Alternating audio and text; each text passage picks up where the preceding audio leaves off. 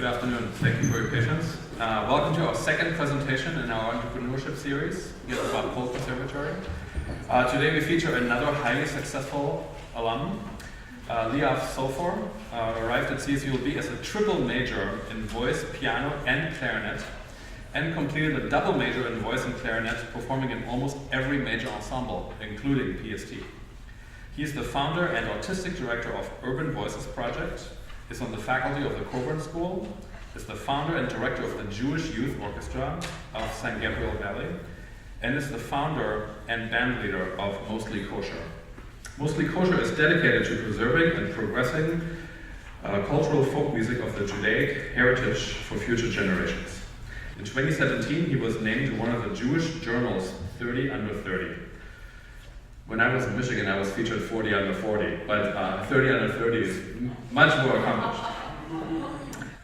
He's a remarkable young person changing the LA Jewish community. The Urban Voices Project brings the healing power of music directly to individuals disenfranchised by homelessness, mental health issues, and unemployment.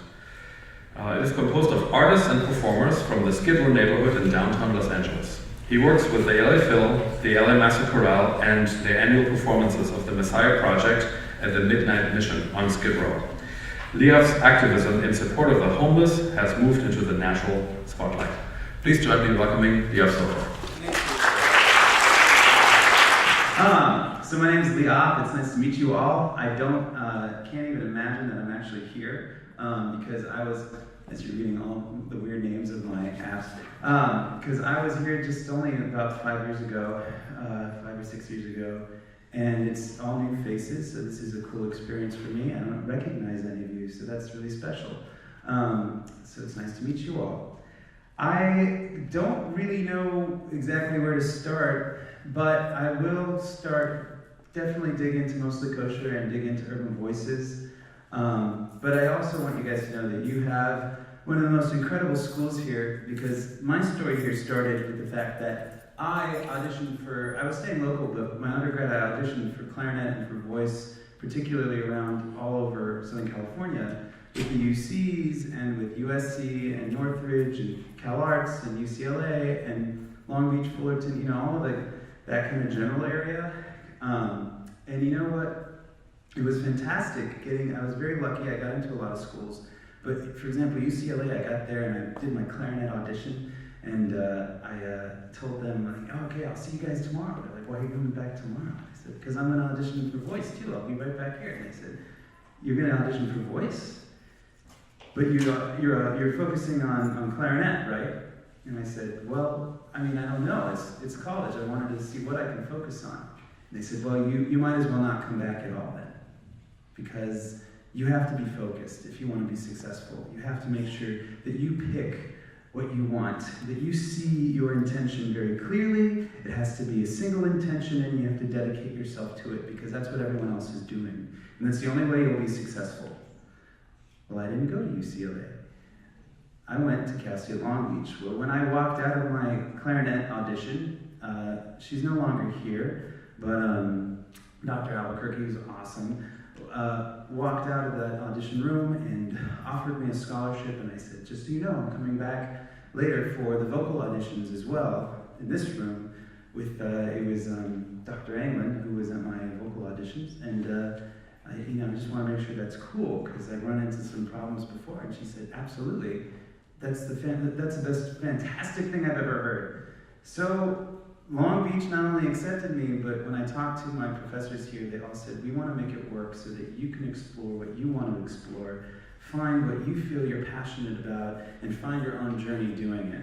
And of all the schools that I auditioned for, this is the only school that gave me that kind of welcome. So it's very, very, very humbling to be back in here after being welcomed in that way, where I was free to pursue the different things I wanted to do in whatever way I wanted to do them, without any limitations, other than all of the limitations that come with school. But that being said, I'm really happy to meet you all, to see the next generation of people that hopefully, like me, pursue all of your dreams and not just one of them, and make sure that you find time and somehow a will and a way to do it all together. And you'll do it here at Long Beach. I think that's what's really special about this school. They didn't pay me for that, I promise. That being said, I'll talk a little bit about myself right out of school / in school, and that'll actually start with, I guess, this project.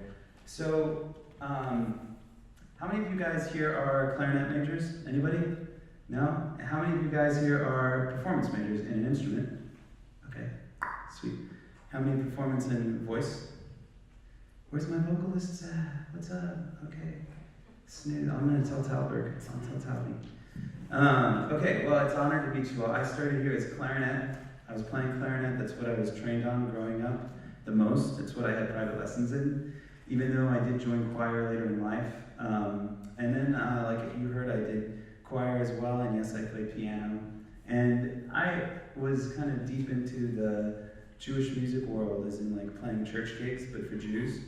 And that helped me pay for college. Anybody here play church gig right now? Anybody here play temple gig before?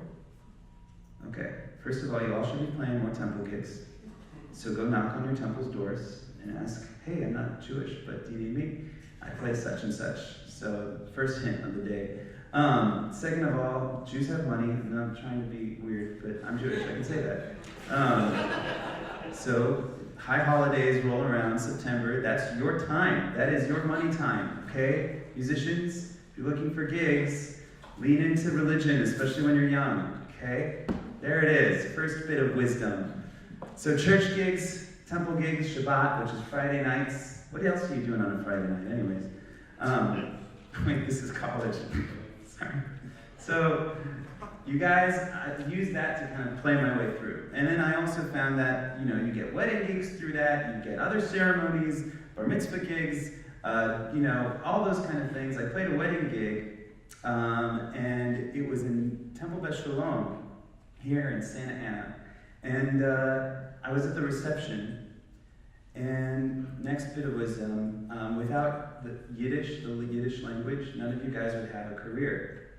I say that because after I played the ceremony, I schmoozed. Okay?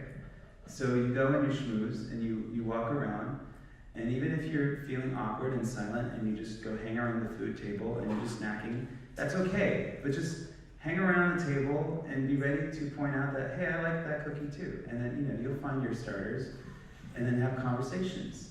And out of every 1,000 conversations, one of them might go somewhere. And the rest of the 999 either will never be a waste of time, they're just practice for that single one that matters. That being said, I talked to one individual at this reception, and she was a nice old lady, and anyone over the age of 65 are going to be some of your biggest patrons in the beginning, so make sure your conversations go to them. She asked what I do, and I said, oh, I'm a clarinetist, and she said, oh, that's fantastic. She said, and are you Jewish? And I said, yeah, I have the background. And she said, oh, you're Jewish and you play the clarinet? Then you must play klezmer. Do you guys know what klezmer is? Yeah. Good. Yeah. Who here does not know what klezmer is, don't be shy. Thank you. Klezmer is the Jewish cultural music. It's not religious music. It's not Shabbat music. It's like the drinking songs and the wedding dance songs and the lullabies and the love songs and heartbreak. Because Jews were a culture as well. They're very unique like that. So I never played klezmer in my life before that point. And so what I said to her was, of course I play klezmer. And she said, that's great. So you must have a klezmer band. And I said, of course I have a klezmer band. And she says, that's fantastic. I'm the head of the sisterhood here, and we have a big concert once every year, and next year we want your band to play. Great, awesome. So I jumped in the car. I was a sophomore, I was 19, here at Cal State Long Beach.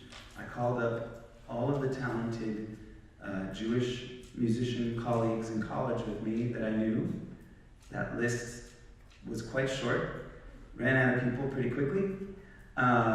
And then I called up all my non-Jewish friends, and I just, hey, you want to be in my klezmer band with me? You want to be in my klezmer? What's klezmer? We'll find out together. And that was the energy that drove it. You see, my intention was to never say no to anything when I was young, and I'm still young, but the point is that every opportunity was an opportunity to learn. And for me, it was an opportunity to learn how to do it, not by myself, but to try to do something from scratch. I spent a lot of time reinventing wheels, and I'm not going to always say that that's a bad thing.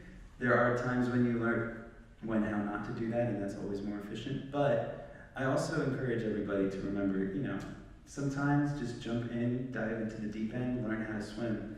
And even though I have a Jewish background, I didn't know that I had some resources to klezmer, and which was I found some cantors who were able to educate me, and I just treated it like a whole other recital. Really, in college, I was preparing 3 recitals. I was preparing my vocal recital, I was preparing my clarinet recital, and I prepared my klezmer recital. That's how it felt to me. That's how I treated it. I put my band together. I didn't do it all by myself. I brought in the help, but of course, I collaborated. We worked on arrangements together. We just researched a bunch of songs that spoke to us, listened to other bands, and kind of talked to as many resources as I could. I never was afraid to ask and to call, cold call. Cold call is a huge thing that has gotten me where I am. And then soon enough, luckily it was like 6 to 8 months before the time I got the gig and the actual performance. We put the band together, we performed, and I'm not saying it was perfect, but it was definitely entertaining. And sometimes that's enough. And from that gig, we got 6 more gigs. The band was made up of some Jews, some non-Jews, so eventually we found the name, mostly Kosher. And also, is there any Jews in here? So you know what it's like when someone comes up to you and, oh, you're Jewish? So you must, what are you? You're kosher, right? What do you say? Mostly. Anyways, so the point is that band went for many, many years just being this incredible, weird, organic, bouncing around from one gig to the next, just to the fact that it was a small niche, granted. It's not the same as when you're just a string quartet. There's a lot of string quartets out there. And I would have to say that one of the advantages is that there wasn't that many klezmer bands in LA. So a little bit of it was luck, but also there was a way to kind of hunt around what is there and what's not there, and we found a place that we can kind of make arrangements and make music that was rare in the area. And if it was being made, I noticed that as I do my research, it wasn't being made to the standards I know it could be made. I knew some other bands that were local, but they were kind of community level. And I was like, what if I took everything I know from my jazz arranging chops, or whatever chops I have, and just place them onto this genre of music that not a lot of people are touching? And that was one of the forms of our success, was that we were taking this music, we were mixing it with other genres, we were giving it more sophisticated arrangements, and then we got a bunch of gigs. And that's all it was in the beginning, it was just gigs. We were doing all these kind of shows or that were Jewish cultural related, or museums, or at synagogues, or mitzvahs and private parties. But there was actually a moment too where we performed for Holocaust survivors. And then we played a song, a famous Jewish song called My Yiddish Mama. It's a very heart-wrenching song about missing a mother that was once alive and no longer. And it's a famous Yiddish song that was during the Holocaust and even before. And we performed it for a senior folks home that was mostly Holocaust survivors. And as we're playing it, we just thought, we're doing our show, we're doing our gig. In the middle of that song, a gentleman who was probably in his 80s just completely starts bursting out crying, sobbing, just loudly, like unapologetically weeping during the music. The music goes on, and we continue playing, kind of looking around, scanning the room, and it wasn't until a woman's beside him, she just put her hand on his shoulder, that we realized this is okay. Let him cry, and we'll finish the music. She had that one hand of comfort. He cried through the rest of the song. We finished performing, and at the end he comes up to us and he says, I haven't heard that song performed live in over 60 years. And we all of a sudden realized that there's history to the music we do. And before, when we were just trying to find ways to arrange, and it was more of a, let's get ourselves a gig, we were also able to find the depth in the history and give it even deeper appreciation. The music grew as we started to continue this journey of both appreciating the history, appreciating the culture, which by the way is not my culture. Yiddish music's from Europe. I'm Mizrahi Jew. Mizrahi Jew means I'm from Iraq, I'm from Middle Eastern. It's a different, I don't know if you guys know your world music, but it's a Sephardic. Mizrahi music is more Yemenite music, it's more Persian music, Syrian music. That's more actually my culture. But what's popular in America and with Holocaust survivors is Ashkenazi music, which is Yiddish and klezmer. All of this is all world music. You'll learn in ethnomusicology if you've taken it, or hopefully they teach that.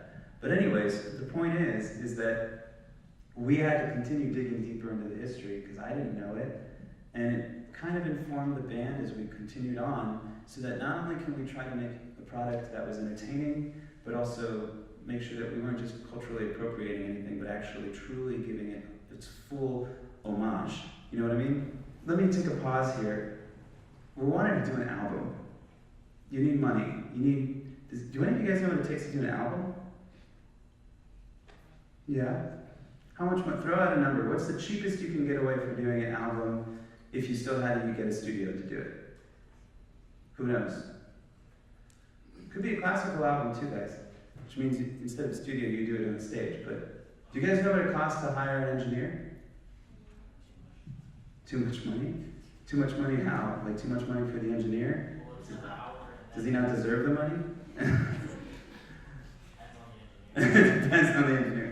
Well, usually it's like per hour, and then per mix, per master, and then it depends how many days he works on it, and how much time he puts on it. So basically, it comes out to like a brief. Right. I mean, what do you guys charge if you get hired for a gig? It's a 2-hour gig, load in, load out.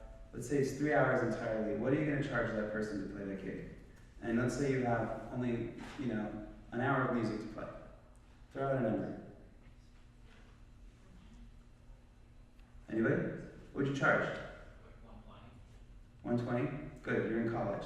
What would you charge once you graduate? Closer to 200. Not bad. 200. Do you know what union is? Sorry? Union. Do you know what union rates are? Not off the top of my head. Have any of you guys looked into what union rates are? Yeah. Okay. Yeah? Isn't it 100 an hour? It's close to 100 an hour. Usually if you get hired for a 1-hour gig performance, it doesn't actually even just pay for your load in, your load out. It also depends on what you're trucking in. If you're trucking in anything larger than a bass, you get paid extra.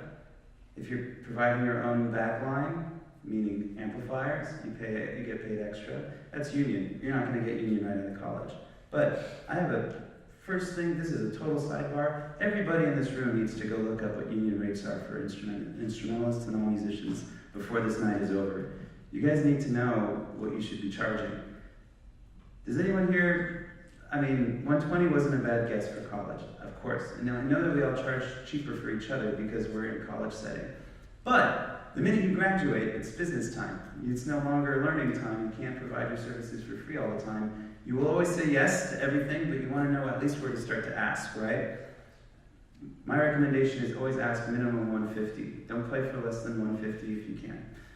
And then 200 was much better if you can get it. But these days, my guys don't pay for less than $300 on any call. They don't come out for less than 300, 250 to 300. But that's closer to union as you can get. Anyways, something good to know. So going back to imagining if you're calling someone like $150 minimum for 3 hours of work, let's talk about what you think it would be to get an engineer to track, right? Here, to get Marcus or someone to track DRH, they have a nice built-in set fee. It's very cheap, it's very affordable, it's very nice. But if you guys were to have an engineer track you for a full 12-hour day in the studio or in the space, how much do you think you're paying that engineer? Throw out a number. What's a reasonable number to pay them so that you both feel happy? Richard? $1,000. $1,000 would make the engineer very happy. Is that for the studio and his rate, or just for both? Just for me driving to LA for a day. Thank you, Richard. So what if it was here in Long Beach? Probably $100 an hour. $100 an hour is what you'd like to pay your engineer, of course. That's probably industry standard, $100 an hour. So when you get like a space or a studio day for like $600 to $800 for the day, you just got a steal. That's actually a good deal. So I know it sounds like I'm paying too much, but just remember not only what you're worth, but remember what what they're worth, right? If you're asking for $300 for 1 hour of music and you're loading in and loading out is like a 3-hour experience, think about the engineers got their same needs, right? Okay, that was on my sidebarring back to understanding what it takes to put on your own album. So if you have that and all the mixing and all the mastering, which of course is like just doubling up and over again, $3,000 is nothing, actually. If you wanted to do it properly and if you wanted to try to utilize your resources, maybe you can get a way to do it. And I'm not talking about the people that know how to self-produce and have their own mics. That's a different story. I'm talking to musicians who don't know how to self-produce and don't have their own microphones. How many of you guys do self-produce? Raise your hand. Great. Put your hands down. How many of you guys don't want to touch self-producing? And yeah, just be honest. Me too. I don't know how to self-produce. So that means I had to raise $9,000 for my first album. And that's a lot of money. And that's hard to do. And it takes a whole time of campaigning just for that Kickstarter alone. That could be a whole hour class in itself, so I'm not going to go into it. But if you have a will, there's a way. If you feel good about making cold calls and you reach out to the people in your community, you ask people that you know to ask their community, and you just kind of be a little shameless about it, you'll find a way to raise $9,000. Anyways, that was fun. We come around, we made an album. That album becomes your business card, just like you guys know, SoundCloud or your website is kind of your business card. It's kind of the same thing. When you're working in private music, kind of like chamber choir and things like that, I think it's still good to have a demo or an album available so you can hand it and put it in someone's hand. And, you know, even if you're charging for it or not. That being said, when you pass that card around enough times, you can set up some gigs at other places, you can set up a tour. Again, you might have to raise money for that tour. And then on top of that, when you get around often enough and you say yes to enough gigs, you start to get a little bit more known in the industry. You've been playing around for a couple of years, you've been playing as often as you can in the beginning of your career, and then you get to a place where Disneyland is shopping around for its next or first klezmer band. They've never had klezmer before. For those that are Jewish might understand that for Disney to all of a sudden have Jewish culture is pretty monumental, because it's been 60 years that they haven't touched Jewish culture. Matter of fact, Disney himself was known to be allegedly an anti-Semite. That being said, when they decided they wanted to expand their culture to Jews and other cultures, they shopped around and they were looking for one that was both friendly and fun, but also entertaining. And it comes back to the fact that we took what we knew as the fun klezmer music and brought our arrangement chops to this music and just try to make it, again, I go back to this word entertaining a lot. Mostly Kosher is let's see, it's got a rhythm section. We got upright bass, drums, and then you guys know in klezmer the makeup is usually like clarinet, violin, and accordion. And then, you know how I found my accordionist? I called the accordion shop in Los Angeles. I said, do you know any accordionists? They gave me the number of one of the best accordionists. The guy we have right now is the same guy who played the SpongeBob SquarePants theme song.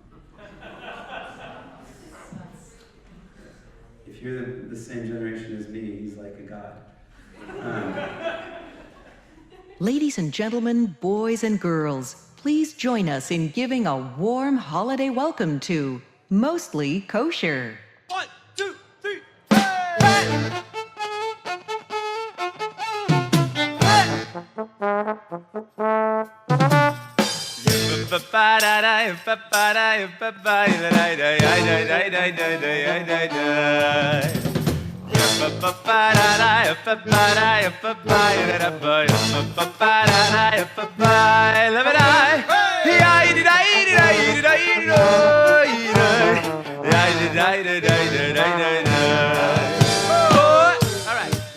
I think it's time we turn this into a party. Let's make some latkes. And how about some Hebrew, yeah?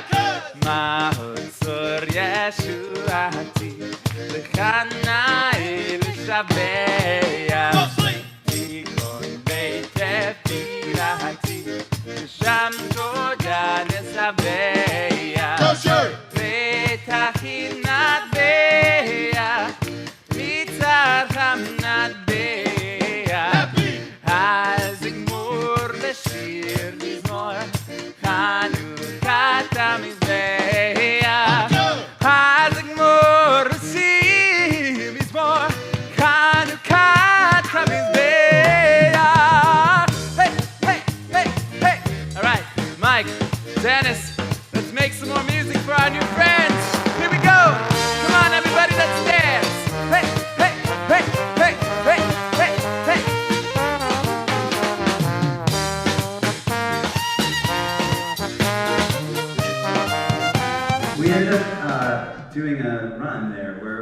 played for 2 months, 6 shows a day, 7 days a week.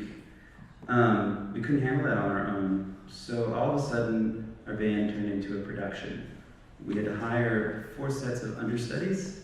That means 4 singers, 4 accordionists, 4 and so forth. We had to audition them all. We had to train everybody together. And not only that, but teach them all the choreography together. And then we had to kind of work out the schedules and the management of it all.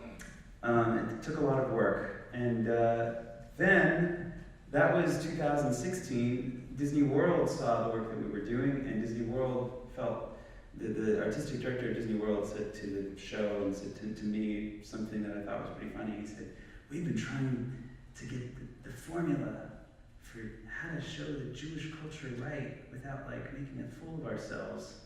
And you guys finally got the formula right. I'd like to bring you to Disney World. And then we thought, what does that mean? And all of a sudden now, Mostly Kosher turned officially into a franchise. And we hired 2 more sets of musicians, and we flew them out to Florida. And so 2 bands were currently in Florida through the whole winter season, while we were having 4 bands here in California through the winter season in 2017. Mostly Kosher was not only the first Jewish klezmer and cultural band to be playing the Disney parks, but also the first to be franchised on both coasts at the same time. And it was a $250,000 budget to manage. It included hiring multiple team members that are just doing admin in itself, as well as a cast of 36 musicians that we had to hire and make them all happy. Keep them all happy. It wasn't easy. It included us flying back and forth. Luckily, Disney was fronting the budget, but we had to negotiate the contracts too, which took many stages and lots of asking and lots of doing and asking forgiveness afterwards and things like that. But that brought us to this year where we're going to be back again, both Disney parks, doing again 6 bands on both coasts. And now we'll talk about what it'd be like to send a band to Disneyland Paris. So that's what's going on with Mostly Kosher. The other stage of my life, I'm going to go through. She mentioned that I've done the Jewish Youth Orchestra. I'm actually no longer the director of that. I just gave it up this last year, handed it over to someone. But that was actually something that any of you guys can do. I was also in college. I just found a community that was having a musical gap, and I just said, I'll do it for free. And by the way, most everything I did for free in the beginning. So I know I gave you guys the talk about how to price for yourselves. You need to know what to ask, but you also need to know how to say yes first and build up to your goals. But if you know what you want, then at least you'll be able to get there, right? So, at least this project is still in that phase. I started it 5 years ago. It was started as a branch of my work at Colburn, as I work in the community engagement department at Colburn. And the work basically sent me down to Skid Row. Someone in the board asked, would anyone like to do something in Skid Row? I feel like we need to have a presence there. It's 6 blocks away from Disney Concert Hall where we're located.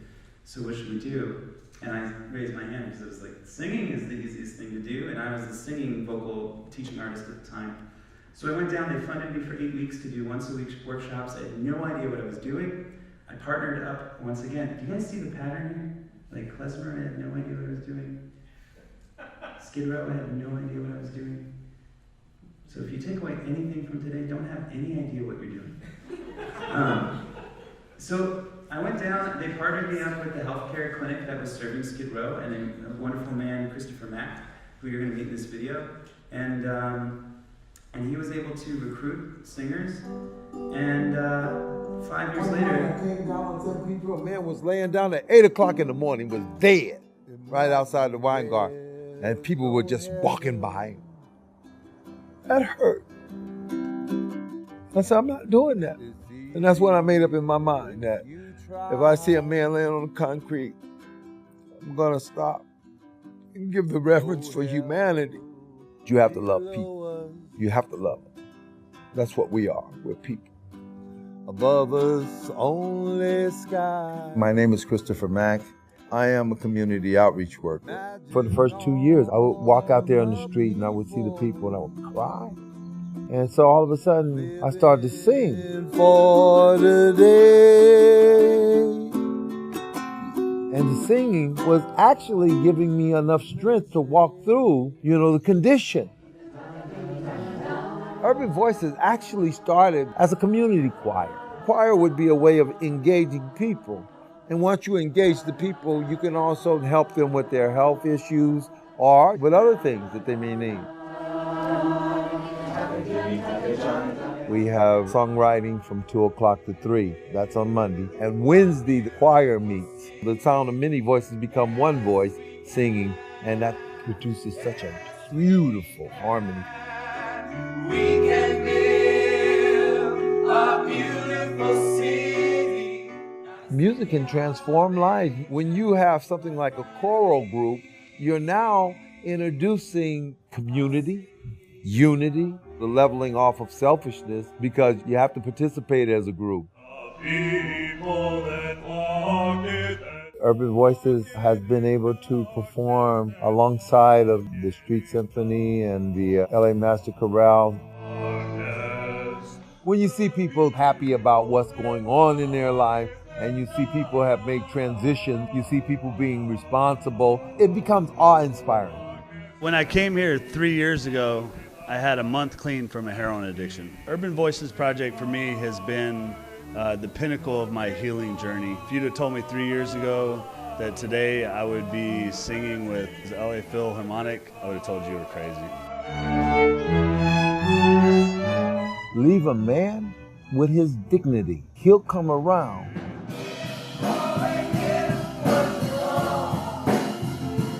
Now I see something that's totally different from what the mainstream narrative is.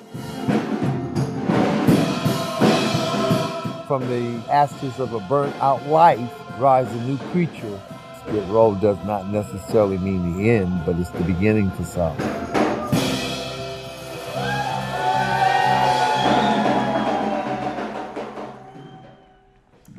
And that's the Urban Voices Project. This year we're making the transition and we've made it into becoming a nonprofit. Filing our own 501c3. We've hired 3 staff members. We have a teacher training program for new teachers trying to hold a space. And not only do we have 5 classes a week in Skid Row, but starting this July we'll have 2 satellite locations around Los Angeles County and hopefully more so that we can tackle the homelessness crisis.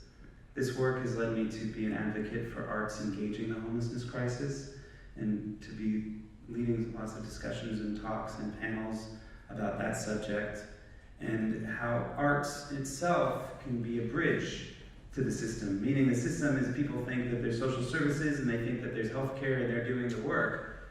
But actually they're siloed, they're by themselves, they're isolated.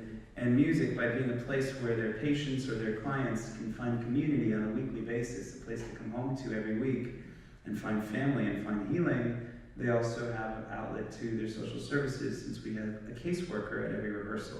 They have outlet to healthcare since we work inside of a clinic and they can go to their doctor's appointment right before choir. And we found that the members that have come to join the program are now following up on their doctor's appointments with their doctors more regularly. They find housing quicker and they transition back into their own houses at a more accelerated rate. And last of all, the people that are formerly homeless have a place where they feel that they can come back and give back and contribute in their own way through their own form of self-expression. So that was the Urban Voices Project, mostly kosher, and both of these projects are big passions of mine. And I still work at Colburn doing community outreach work. The work I do there, again, is as a teaching artist, which I basically am going to low-income Title I schools, bringing the classical students from the Conservatory there to do assemblies at all these schools, and I'm the MC, the host of those events, as well as other programs that I do, but those are all separated projects, and they're different throughout the year. But either way, that kind of sums up, I spent a lot of time talking about mostly kosher, but it's really those 3 that are summing up my life as of these days. It's mostly kosher, it's Urban Voices, and it's Colburn. It's mostly kosher where I perform, and I dive into the cultural depth of my background and to just something that I'm passionate about. It's Urban Voices where I found that music and volunteer and outreach can not only be an outlet to healing others, but a social justice outlet for us all. And then Colburn, where you can continue to be educating children, continue to be passing on the music and the importance of music to the next generation. So that kind of sums up my career. Thank you guys for listening, and I hope you guys have been finding some questions that you might want to ask. So I'm going to just sit down and let you ask. I know I probably have people that want to ask for maybe some more specific details or not, or you just want to know some grand things, but either way, has anyone thought of anything they'd like to chip away at? Yeah? You said that your album cost $9,000. How much did you make off of it? That's such a good question. You know what? It was the first album. It's not going to be something that you can quantize in that same way. Like, the first album was a business card. You're investing in a business card. You're investing in looking professional. When Disney came to us, they said, your website and your album look more professional than anything else we've seen out there compared to the other groups that were doing the same work. So the point is that, yes, by now, which is like 3 years later since that album, which by the way, we're working on album number 2 this year, it'll be out at the end of the year. That album paid for itself in different ways. We didn't keep account of every CD sale. Matter of fact, I have to say that we probably handed out half of the CDs that are circulating were actually ones that I gave for free as a business card. So that album did not pay itself back, but the gigs it got us is what paid itself back. Meaning like $250,000 every year. So that's nice. Yeah, any other questions? Keep them coming, yeah. Maybe you could talk about performers, but we have a lot of composers here. What can you tell us? You know what? I would say that don't ever. Okay, do you guys know who Joe Sanders is? Some of you? Okay, Joe Sanders was my roommate, by the way, for like 6 years, yeah. And Joe is a fantastic composer. So is Marcus, by the way, he's in the back. I think that as far as for the composers, you know, one thing is I get to watch Joe. He's in like the house with me. Get to watch how he networks too. He's learned. We both learned how to cold call like crazy, and how to put ourselves out there when we're not comfortable with it. You have to sometimes pick and choose, and remember that when you're going to which social events and why you're going is actually a very specific intention behind it. And I don't think there's anything to apologize about that. And that being said, for composers, I don't have anything specific about your music per se that I can give you advice for, since I do have arranging skills, but I do songwrite, but I wouldn't say I'm quote unquote a composer. I would definitely say that you also need a business card just as much. I see too many composers that just continue to write and don't know how to package what they write.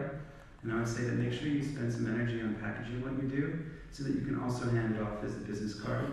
I see a lot of composers might have some stuff that's floating around, but you don't really, what I've seen from Joe and what I've seen from people in his generation is they haven't like been able to make their own website and really brand what they do. So I would consider what you do just like most of Kosher found a niche. I'm not saying go find a niche, because who you are is your niche as a composer, unless you're working in film industry. But if you're trying to focus on your own original stuff, how do you focus on what's your strength and highlighting your strength, right? And that's your branding, and that's your marketing, and that's what you have to put your energy into. You might even consider making your own logo. You might consider hiring someone to make your logo. And make sure that you have it all on business cards, and make sure that it's kind of all tied together. And you know what? Even if you're a composer, have an email list. Be keeping in touch with people that want to be your fans, that want to know how they can support you as an artist but don't know how. Give them every outlet possible. So there's email, not just social media. Don't force people into one place. Take the time to really build a very comprehensive press packet for yourself. Does it make sense? Is that helpful? Yeah. I have my own group, my own band, Mm-hmm. and the games the money we make is pretty much from just that door cut and merch sales. So What kind of music is it? Like chamber music, metal, hybrid kind of weirdness. Cool. But Is it festival circuit or is it performing arts center circuit? it's mostly local gigs at like bars and stuff. We call that festival. It's called festival circuit. Alright. Meaning, eventually you aim for Coachella. There's a difference. You either aim for Carnegie Hall or you aim for Coachella. You know what I mean? So festival circuit, performing arts circuit. Mostly Kosher's trying to do both because we're stupid. But I guess my question is, at what point do you know when you can actually start asking for a guarantee? For a guaranteed door? Well, you know what? First of all, it depends on, of course, the venues you're going to, you know? I would say as far as the festival circuit, when we do tap into that world, my biggest advice is you can't jump straight to a door yet, right? I mean, unless you build a huge following and you can guarantee the amount of people that you're bringing, right? Because if you're right now, you're only bringing is just your friends, just your immediate circle of networks. You haven't quite broken out yet. So you'll have to either be focusing on A, getting a residency somewhere, where you can be playing as regular as possible, whether it's once a month or once a week would be better. Do you have a big fan base, or how's it going right now? It's small but growing. Small but growing. You're gonna have to invest in time growing, but here's my advice to you. Find an opening as often as you can and leech onto other people's success. Can you open for another band? Can you find a band that complements you and put a lot of energy and research into those bands that you respect, that you want to work with, and get an opening slot with them? By talking to them, meeting them, and taking that time to actually working on that relationship. And maybe it's not just with the band leader or maybe it's someone in the band, maybe it's their manager, maybe it's someone close to the band. But I would say if you're in the festival circuit, your focus should be on finding a residency to build your sound and build your following. And your second focus would be find acts that you can open for that are really powerful. Is that helpful at all? No, of course, yeah. Do you already know all that? Well, we already have some opening gigs lined up. That's great. The residency thing is something to think about. I think the residency is important. One, it's going to make you stronger as a band. Two, you're going to start to build a culture with your fans. Your fans are actually going to be building around you in a way that they know where they can come back. It comes into this place where, unfortunately, people that aren't musicians or artists themselves like routine. They like knowing they like enjoying something they already know, right? So find a place where you can bring your art as part of their consistency. Your art becomes their routine. It's not your routine, you're always creating your art, but you're also providing a platform for them to make you part of their culture. I think all of us as musicians want to create something that we express from ourselves, but a big goal is to make what we express from ourselves feel like it can belong to the listener, right? You want them to have ownership over you, over your sound, over your product, so much that they want it. You want to really make sure you're constantly inviting them in, and I think a residency is one of the best ways to do that. Honestly, I'm actually we used to have a residency that we were really happy with, and now as here's another positive about a residency, you totally use a residency right before you go into recording an album, because it's when you're at your strongest, is when you're playing live shows and kind of tweaking your sound, and then boom, you finish that residency, that's a great time to record. So another little pot of gold there. Does that help? Of course, thank you. Cool. Yeah. You're almost out of time, but another thing I was going to say is look up Mostly Kosher's videos. You also did that with a lot of people you know. Almost all the extras are alumni. And that also works as an amazing calling card because they are really well produced and very entertaining to watch those videos. Thank you.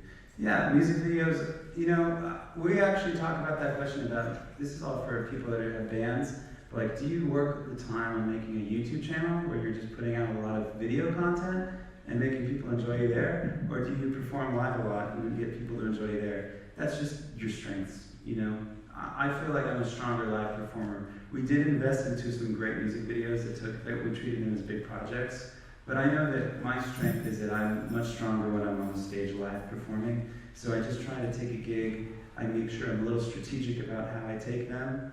I make sure they're not too close together, I make sure they're not too close in the same area unless it is a residency. And you have to be careful of how you market them and that you're strategic in how you're marketing what you're playing, But anyways, that being said, music videos, and it has to be a decision if you're going to go in that direction or if they're more supplementary to the other stuff you're doing. Any other questions? Yeah? I kept hearing you say cold call. What do you mean by that? Ooh, cold call. Pick up the phone, call someone. Do research. Do you know how many times so for the Jewish stuff, I just looked at a temple's website, I just found the director of programming, I looked for their email, and I just, hi, my name's Leeav Sofer, I got spams. talking about a cold call. Go all the way with that, you know? I'm still doing that. I mean, I have a lot more things under my resume now, but the point is that you will never stop cold calling to an extent. Don't wait for things to always come to you. You have to chase them yourself. You have to chase after it yourself, and you have to use every resource you can find to chase after it yourself. But that's a good question. Any thoughts on that? That makes sense. I was just curious as to what you meant by that. Or... Absolutely.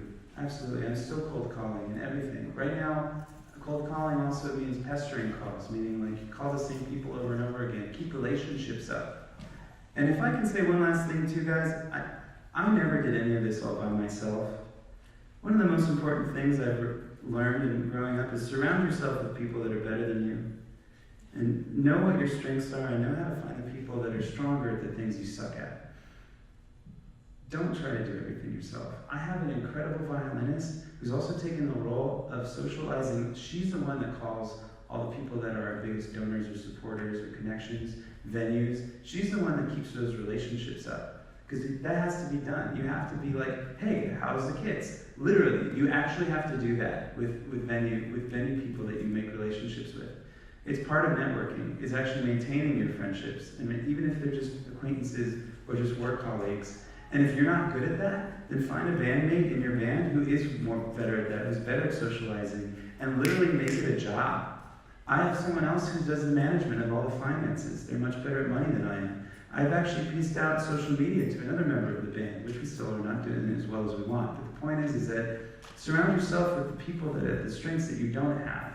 Don't ever try to do everything by yourself. I have a team like that of at least 4 or 5 invested team members in each 3 of these projects. Colburn has its team. Urban Voices has its team. Mostly Kosher has its team. It's hard. You are the person as a leader. You're always going to be the person that takes the blame. If you want to be at the front of all this, you're always going to be the person that also has to be the most humble and has to, basically not only be ready to take all the blame, but also be ready to give away all the credit.